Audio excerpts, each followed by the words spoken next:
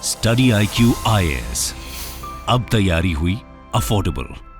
दोस्तों, अगर आप सभी बॉलीवुड की और हॉलीवुड की मूवीज़ देखते हैं तो ये वीडियो आपको उससे ही रिलेटेड लगेगी, क्योंकि आप सभी जानते हैं कि मूवीज़ में वही दिखाया जाता है जो हमारी सोसाइटी में होता है।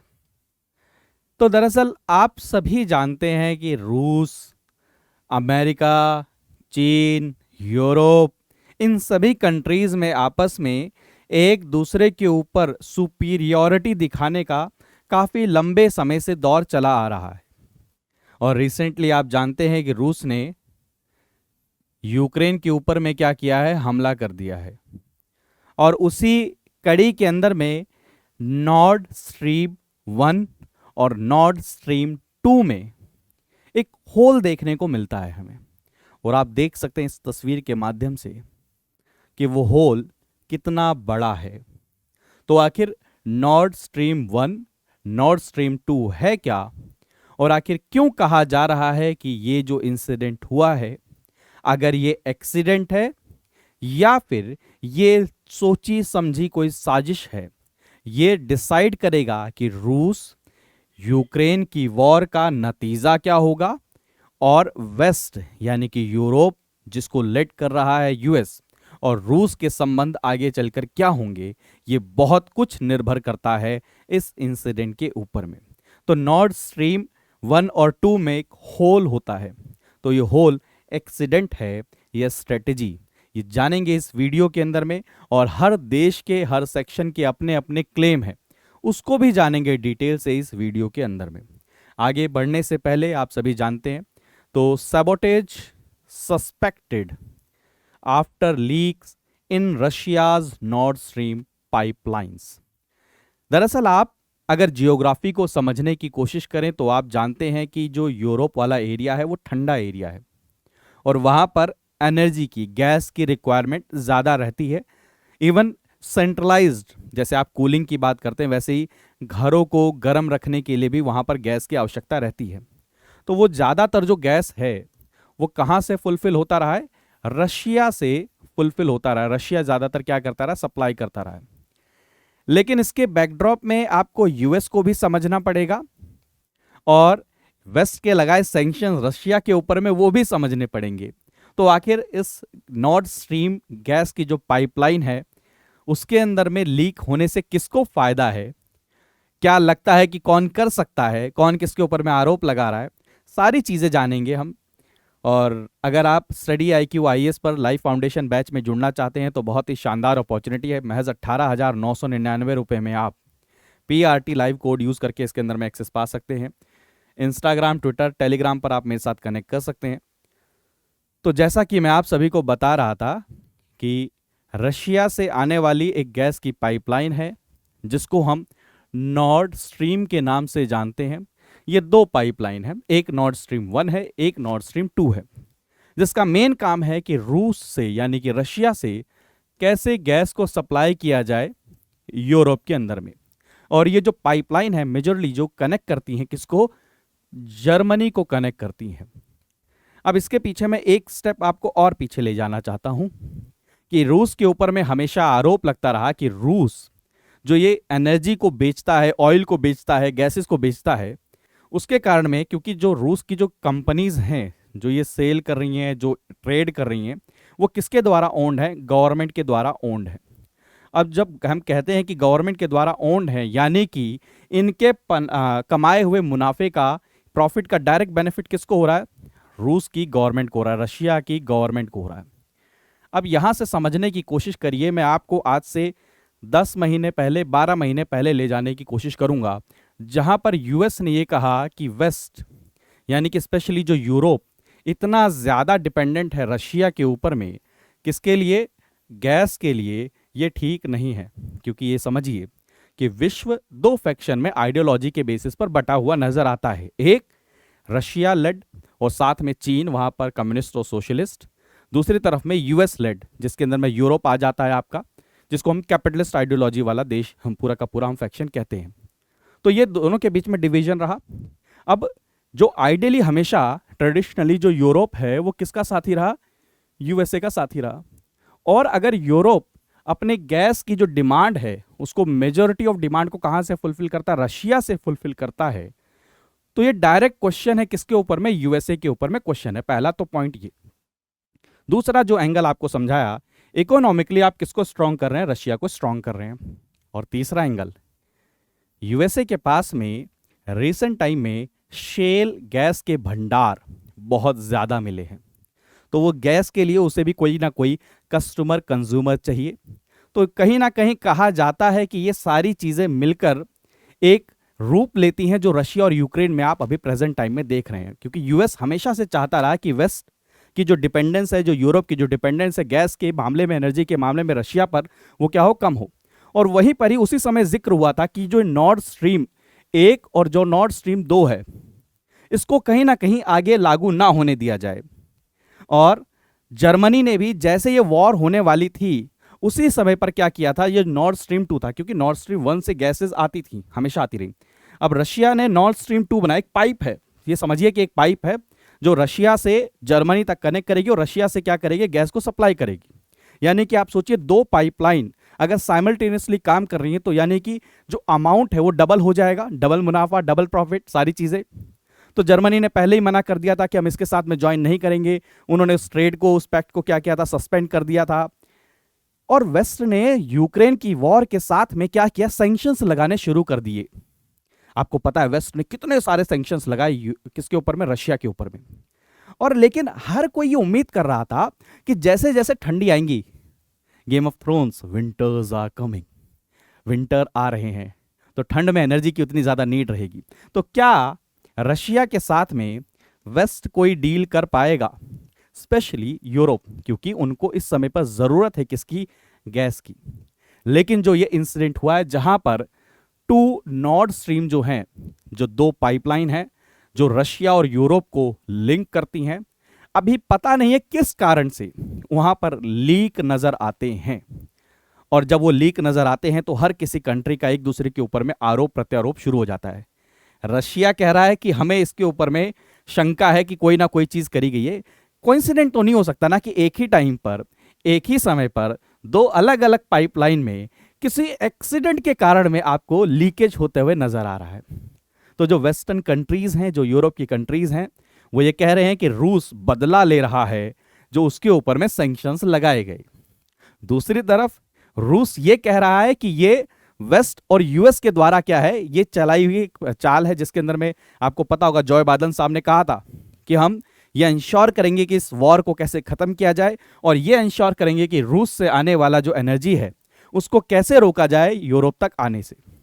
दूसरी तरफ यूक्रेन, जिसको आप सभी के सभी भूल जाते हैं, यूक्रेन ये कहता है कि ये जो किया गया है ये रूस के द्वारा किया गया है, और इसलिए मैं कहता हूं कि जो यूरोप की कंट्रीज हो, मुझे और टैंक्स दो और वेपन दो। यानी कि स्टेक्स और बेनिफिट तो तीनों कंट्रीज को होते हुए इस इंसिडेंट से नजर आते हैं।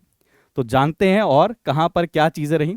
तो आपको अगर मैं मैप के थ्रू दिखाने की कोशिश करूं तो रशिया के अंदर में वेबॉर्ग और उस लुगा, यहां से जर्मनी में ये पाइपलाइन आती है, नॉर्ड स्ट्रीम 1, नॉर्ड स्ट्रीम 2, ये दोनों की दोनों पाइपलाइन आती हैं। जो लीक होता हुआ नजर आता है वो यहां पर होता हुआ हमें नजर आता है। अगर मैं और थोड़ा सा क्लोज लेके जाऊंगा, और भी मैंने मैप इंक्लूड करे हैं, लेकिन हर किसी के अपने अपने कंसर्न है। रशिया कह रहा है कि एक्सट्रीमली कंसर्न, जहां पर रशिया के ऊपर में आरोप ये लगा रहे हैं कि भैया उन्होंने धोखा दिया है, सबोटेज किया है, उन्होंने जो गैस पाइपलाइन है उसको क्या किया है, मिलिटराइज किया है, उसको एज ए वेपन यूज किया है, ब्लैकमेल करने के लिए, सबक सिखाने के लिए वेस्ट को, क्योंकि वेस्ट को जरूरत है गैस की। जैसे जैसे विंटर आएंगे वहां पर नीड बढ़ती जाएगी एनर्जी की, लेकिन रशिया उनको क्या कर रहा है, सबक सिखाने की कोशिश कर रहा है। लेकिन रशिया कह रहा है कि हम कंसर्न है, क्योंकि रशिया कह रहा है कि हमने तो भैया बहुत ज्यादा इसमें पैसा लगाया है, इतना ज्यादा पैसा लगाया, हमारे सारे स्टेक्स इसके अंदर में इन्वॉल्व हैं, हम भला क्यों इसके अंदर में क्या करेंगे, हम इसके अंदर में क्यों लीक करेंगे जानबूझ के। और उन्होंने यह आरोप लगाया कि इम्पॉसिबल है कि आप एक्सक्लूड कर दो कि इसे जानबूझ कर किया गया। यानी कि रशिया एक तरीके से इनडायरेक्टली डायरेक्टली क्या कह रहा है कि जो दूसरी कंट्रीज हैं उन्होंने कहीं ना कहीं इसको किया है। दूसरी तरफ में देखा जाए तो ऑलरेडी मैंने आपको बताया वेस्ट कह रहा है कि रशिया की गलती है और यूएस इसके अंदर बैठा हुआ देख रहा है। ठीक है, तो one of the leaks on north stream 1 occurred in the Danish economic zone, and जो दूसरा हुआ वो स्वीडिश इकोनॉमिक जोन के अंदर में हुआ। आप खुद सोचिए कि दोनों गैस की पाइपलाइन में सेम टाइम पर लीक होना, ये कहीं ना कहीं ये दर्शाता है कि रूस और जो यूक्रेन की वॉर चल रही है उसके पीछे कारण ही यही है। तो आप कैसे नज़रअंदाज कर सकते हैं कि चीज़ें क्या हो रही हैं। ठीक है, अब अथॉरिटीज़ कह रही हैं कि हमें देखना पड़ेगा कि ये लीक क्यों हुआ है, हम इसकी इंक्वायरी करेंगे।